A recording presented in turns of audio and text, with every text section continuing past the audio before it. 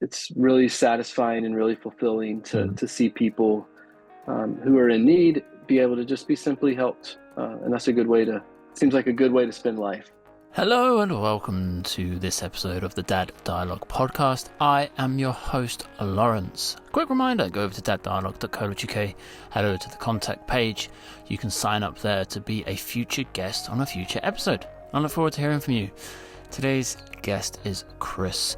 Chris is originally from America, and he and his family have lived in the Netherlands for a little while now, but before moving here, they lived in France and a few other places, and I think the story behind the different places that they've been and how they've kind of set roots in different countries is really interesting to hear. Chris works for a Christian charity, and he tells the story in this episode of how he was inspired by the work that his parents did going out to try and help people, and how he hopes that he and his wife can inspire his children to do the same. It's a great episode. I hope you enjoy it. Thanks for joining us today. Let's get into the conversation. All right, so thanks for joining us today, Chris. To start, can you tell us a little bit about your family, how many kids, their ages, and so on? Yeah, my wife is called Christy. We've been married now for 14 years, and we have two little girls. Lydia, who is 10 years old almost. Well, she'll be 10 in another month, and Hannah, who is 7.5. What would you say is the main differences between your two girls? Oh my goodness, they're entirely different. Lydia is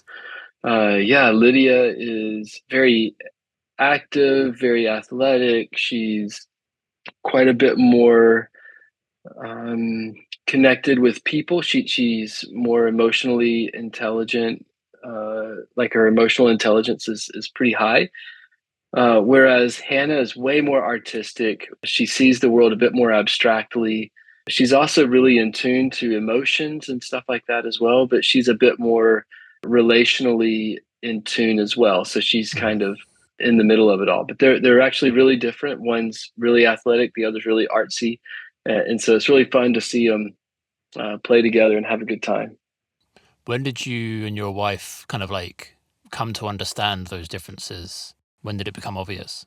Yeah, so Lydia's always been active, even as a baby.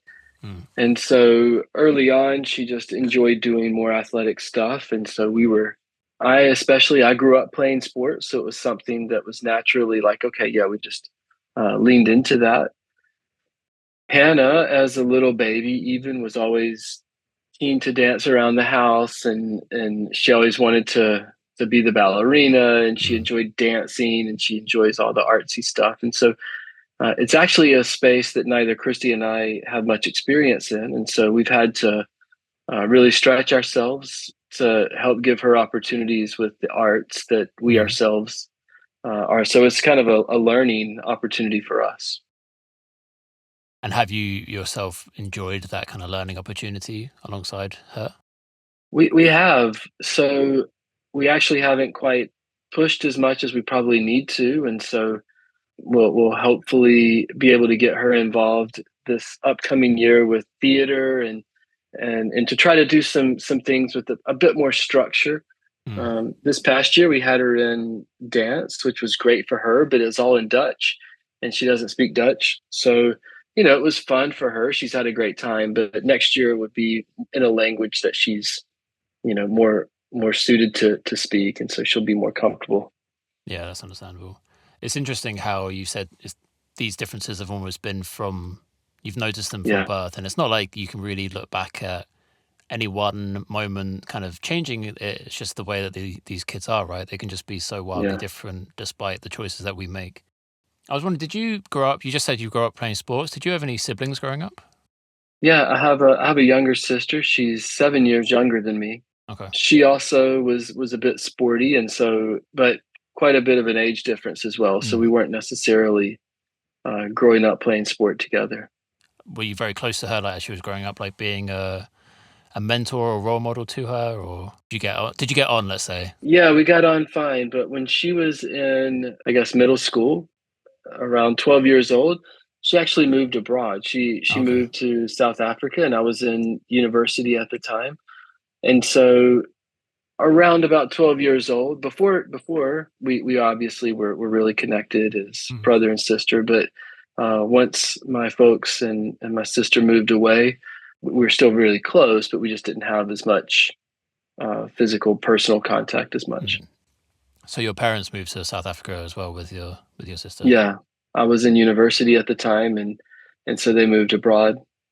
How did that make you feel? Oh, I was loving it. So it was an exciting time. I was able to go over and to visit, and that just seemed like a great adventure. Mm. I was really proud of them. It was in the early 2000s, and the AIDS pandemic was at its height in South Africa. I think at the time, in certain, what's the word, quartiers, certain neighborhoods around the city, it was as much as 1 in 4 people Wow. were infected with HIV.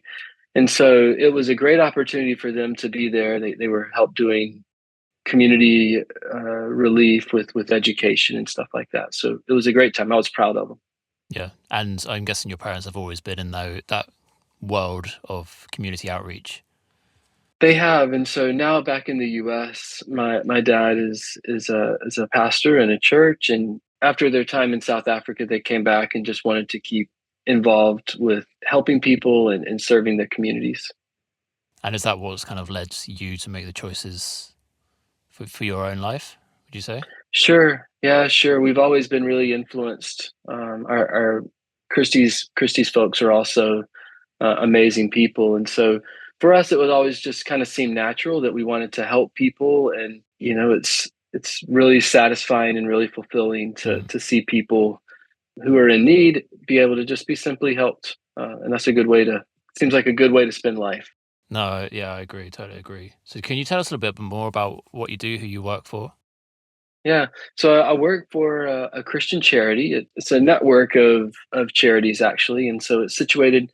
We have work happening in all over the world. In many places, we do stuff with anything ranging from human trafficking relief, like working with people who have been trafficked, all the way to digging wells and providing fresh water in some of the most remote places around the world. And so it's a great Mm. opportunity to help that. I use the gifts that I have to help with the marketing and the communications side of that. And so it's our work is all fundraising Mm. driven. That's how the work is funded. And so yeah, we help mobilize willing participants to help give and from their generosity to help other people. That's awesome. That's really cool to hear.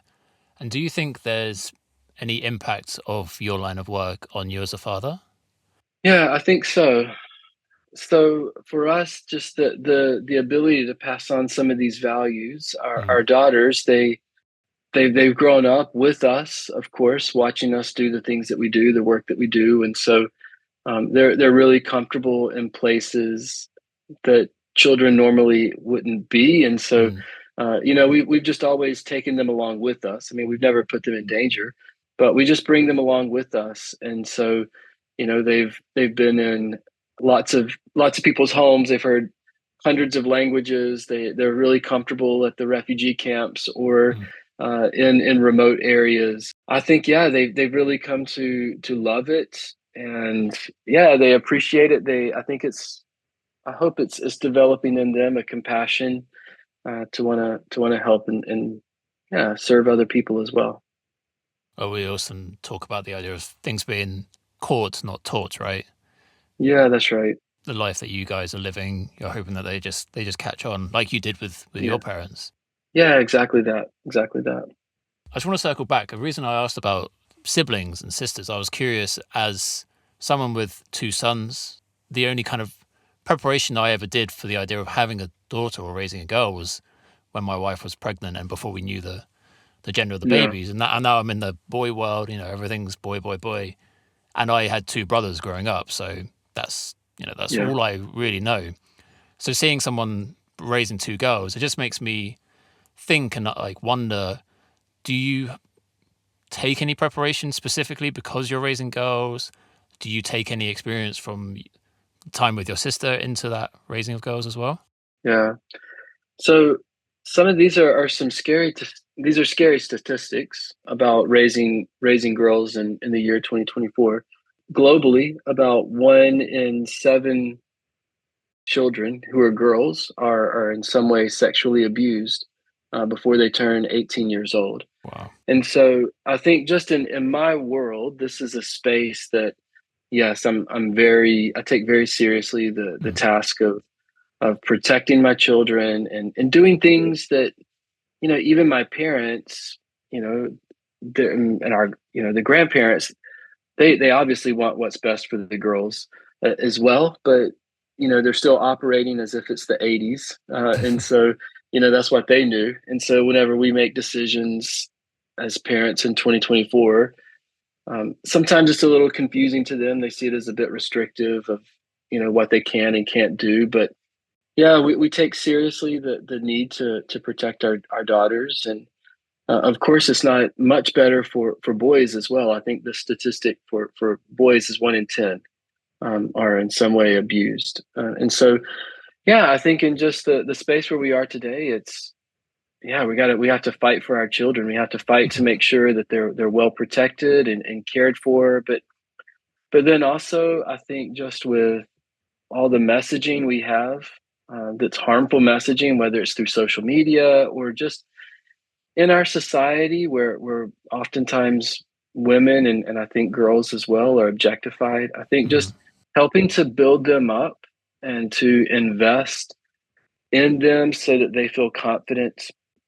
I think a father's love is something that, especially in young girls, is important for their self confidence. It's important for their identity and just knowing that, yeah, okay, so in life there are all these things that are going to come my way, but dad's with me. Dad loves me. I mean, Mm. so that rock solid space is I think really important. No, I agree. I would add to that it's not just on you as the father of girls to kind of change the statistics, right? It's on me as a father of boys as well to raise up boys that Yeah, are showing kindness and compassion and love to everyone. yeah, yeah, Um, so it's definitely the buck doesn't stop with a dad of girls. It kind of spread across everyone that's trying to yeah, raise up kids these days, right? yeah. That's right. Can you give us an example of something maybe that you said the grandparents get a bit confused by? What can you Yeah, think of an example of like maybe something that they think you're being restrictive over? just around like abuse, for example. I think again, it's a statistic: 1 in 4, if not higher, of situations where abuse happens, it's with people the family knows and trust. Mm. And so it's awkward, but we don't let the girls sleep over with friends and be in friends' houses with over the night. It's not Mm. a thing we're comfortable with. And so our grandparents are like, they're really missing out on those sleepovers, those slumber parties. But yeah, it just seems like a risk that we're very off. I mean, we're unwilling to take that Mm. risk. So we're willing to say yes, stay with your friends, but whenever it's time for bed, we're going to come and get you, Mm. and you're going to spend the night with us. And so it's been a bit clunky along the way as friends as our oldest daughter's getting older.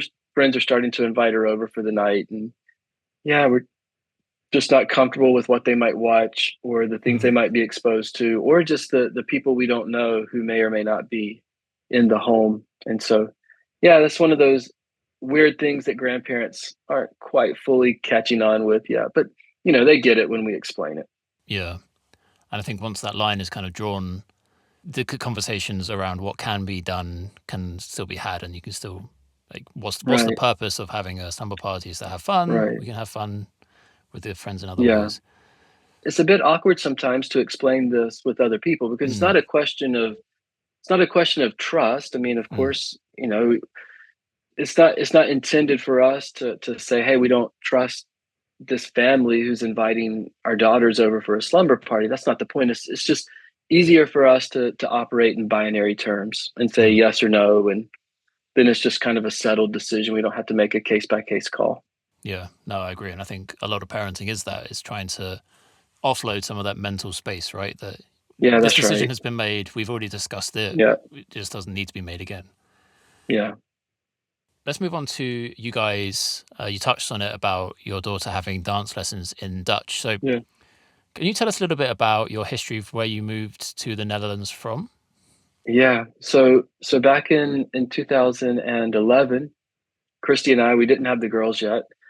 We moved from America to France. We lived in France until 2014, and then we spent a year. Lydia was born in 2014, and so we spent a year in Morocco. It was awesome. By the time we left Morocco, Lydia was understanding Arabic Oh quite a wow. bit, and so she was staying with a nanny, and so she was, you know, a lot of still a lot of the words that we use are Arabic words, Oh wow. and so different things like that that we use with the girls.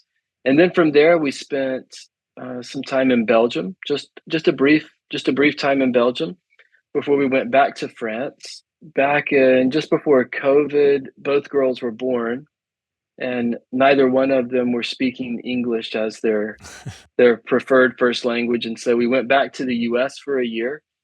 So we spent a year in the U.S. That was the year COVID, 2020. That was when we were there, and so we came back to France, and we came here to the Netherlands 1 year ago. And so they've always been exposed to languages, and it's amazing with kids. They just kind of pick stuff up, Mm, and our daughter, she goes to dance class and she doesn't care that it's in Dutch. She just kind of runs around and copies people, mm, and that's one of the great things about children who are raised in cultures that are different from their families. They're super adaptable. mm, They just figure it out, where most people, if they've only ever lived in one society, one culture, they get put into a new place as adults and they are really insecure. They're scared to speak. They're uncomfortable. But kids, like, you know, that are growing up in different contexts, they tend to be more flexible. They tend to be more open to other cultures and other ways of thinking. So yeah, they have a lot of fun with it. that's awesome.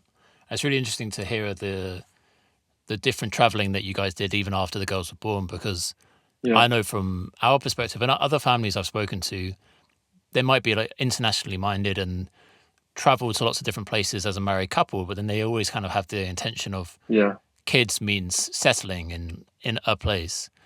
But this yeah, this adaptability you speak of is a really nice kind of benefit that comes out of it, a positive. yeah.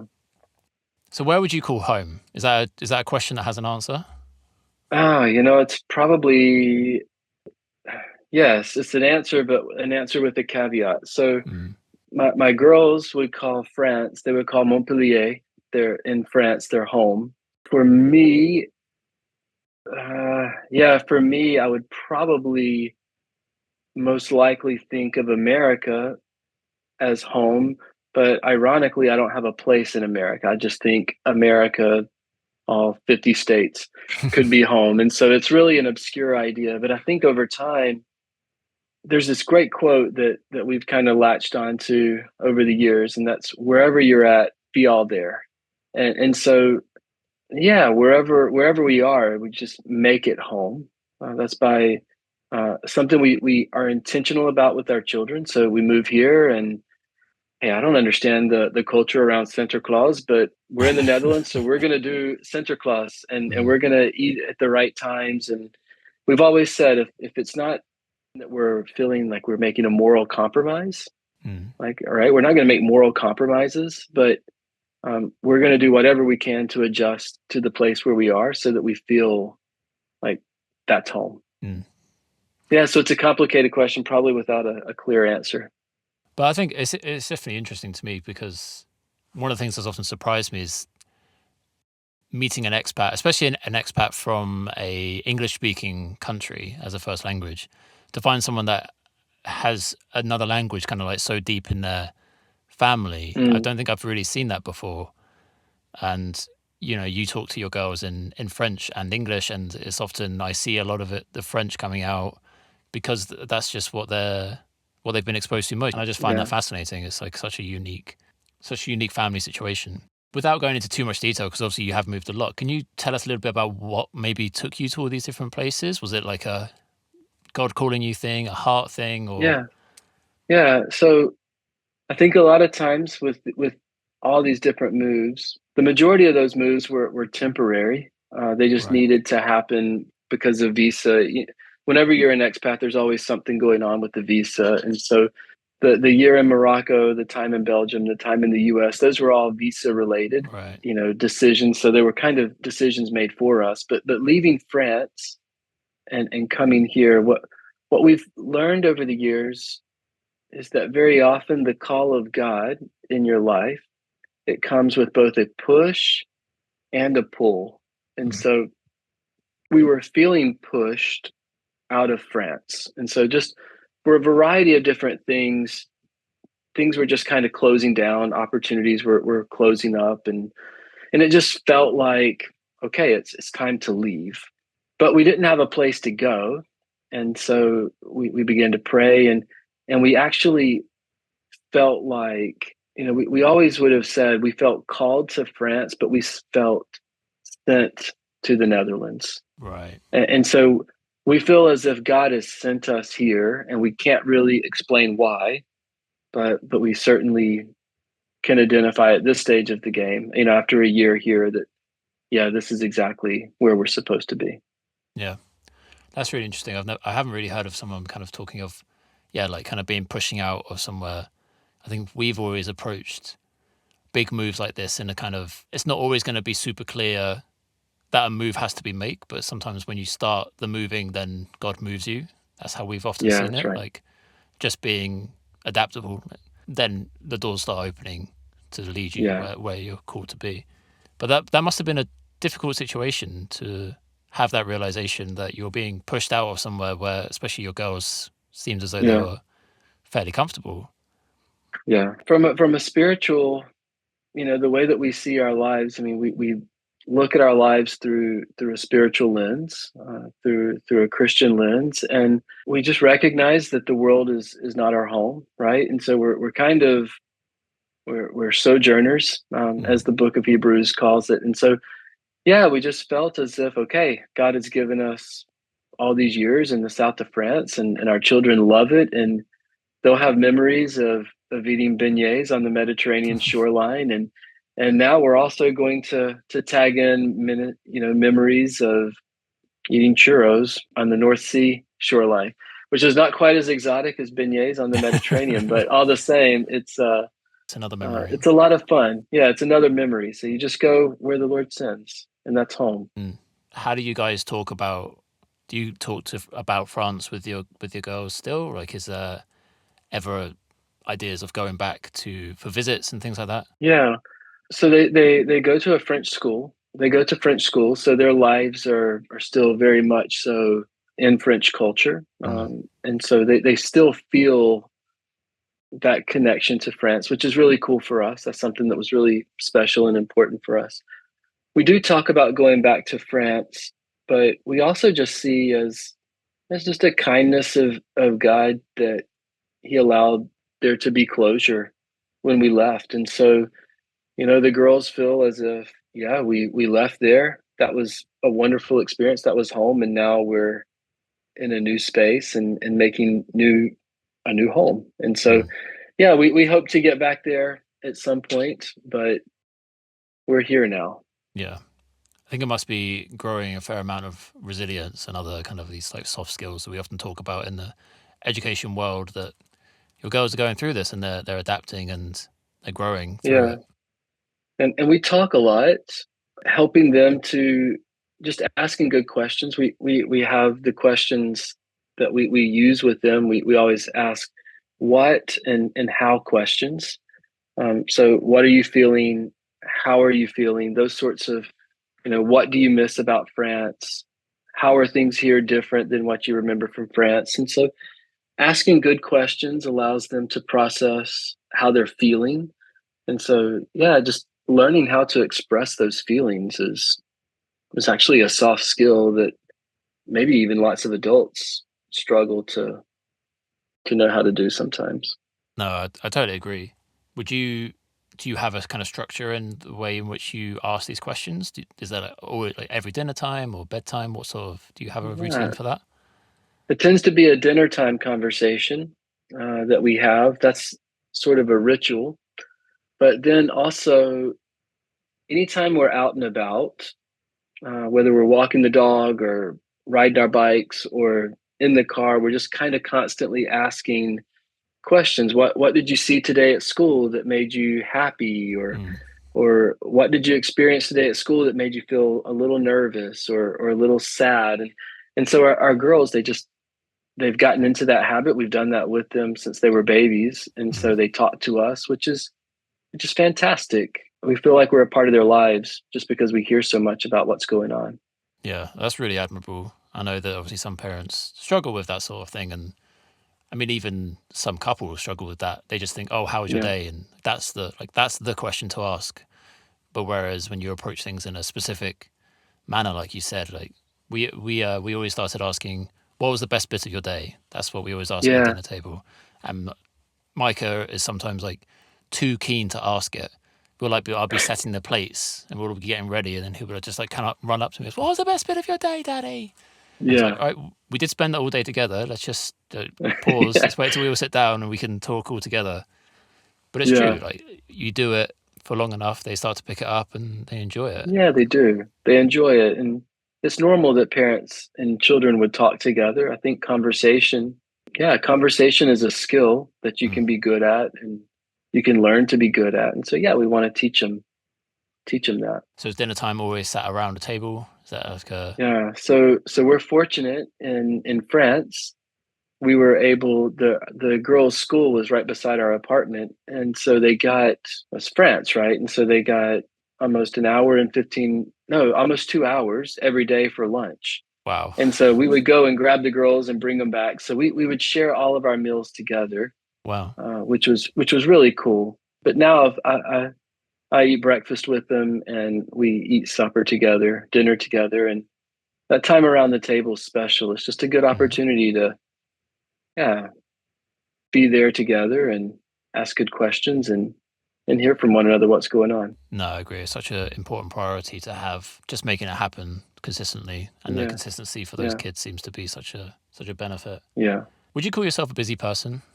Um, yeah, I would say there are seasons in life when I'm really busy, and then there are other seasons in life that are a bit more relaxed. But I have learned that anytime I say yes to one thing, I'm saying no to potentially infinite number of other things.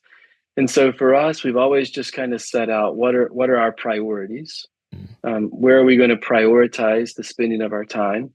And then we guard those. And so even though, yes, there are moments of our day when we're more busy, there's other parts of our lives where we just say, no, we're not going to fill that up with other obligations because we're going to guard this time. Okay. Um, And what has that always been the same since your kid's been born? Has that guided time always been the same time, or has that kind of adjusted yeah, and grown? yeah. I think it comes from learned mistakes, coming from mistakes that we made along the way. So early on, before the kids were born, just step into, want to help people. You kind of feel like you can be everything for everyone, Mm. everywhere, all the time, and then you realize, yeah, we're not God, and so and so we have to accept that, He has intended. He gives us rest, Mm. right? Rest is a gift, and it's something that we have to take and guard and protect it and value it. Were there any kind of strategies before your kids were born that have helped kind of see you through in terms of balancing time? Because I think the way you're talking about helping people, it seems to me that maybe that step into that extra half hour or that extra hour might be easier than someone that's in a very corporate setting that can kind of like shut Yeah, off at 5 o'clock or whatever. They don't really see the benefit for that extra half hour, but yeah, your whole life is built around helping people, like you said. yeah. So it seems to me that Sabbath. We don't actually know what that word means. It's an old Hebrew word, but I mean we understand it to mean rest. But it's more than just watching Netflix on the couch. Mm. It's it's something that God commands us to do. First of all, it's something God commands us to do, and it's not like in the new covenant that we are obligated to do it as a way of earning salvation. But I think it is still important that we have to guard that space in our lives. And I think it's a confession, especially when it comes to helping people. It's a confession, so to speak, of, hey, I'm not God. Yeah. There are always going to be people who have needs. There are always going to be people who are hurting. And I can do what I can with the limits that God's chosen to give me. And I accept that. And I work hard when I work, and I rest with peace. That when I'm at the end of my abilities, God's still working. And so, yeah, something that just gives peace in the middle of all that. Yeah, that's a good perspective to have. And when that's the priority that we are striving for and remembering, I think I have to remind myself every day as well that it doesn't just happen, does it? It is that more Yeah. intentional mindset that has to be had. So as we kind of wrap up, come towards the end of our time, just wondering if you have any like advice for other fathers out there. Could be new fathers, old fathers, anything that you've learned over your time that you think is an important aspect of parenting. Yeah, I think not routine for the sake of routine, but boring is the new exciting, I think. And so just being consistent and steady, maintaining discipline along the way, I think it provides the necessary structure for our children to feel secure. It makes them to feel like they know what to expect.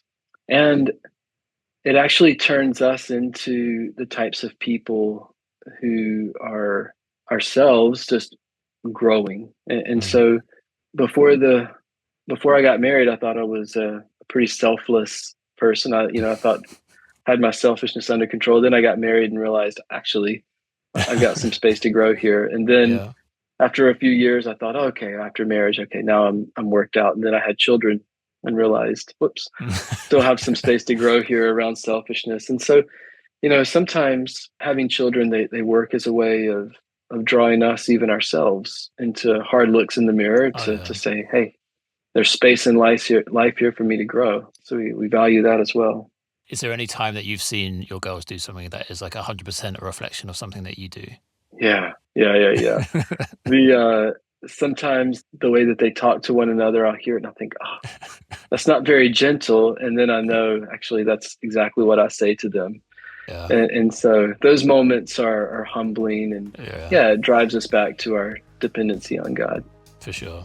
No, I totally agree. Well, Chris, I really appreciate the time and all you've kind of shared with us. A lot of time has flown by today. But yeah, thanks so much for joining us. Hey, thanks for having me. This was a lot of fun. And then we have another Dad Dialogue conversation. A big thank you to Chris for coming on the show and sharing with us today. Our time flew by. I'm sure there was so much more we could have spoken about, but I really do appreciate him giving the time to us, sharing his stories. Again, go to daddialogue.co.uk, go and sign up if you'd like to be a future guest. Please do rate this podcast. It really does help on whichever platform you're listening. Follow us on Instagram, YouTube, and the rest of that sort of stuff. Thank you so much for listening. I hope you have an amazing day. Goodbye.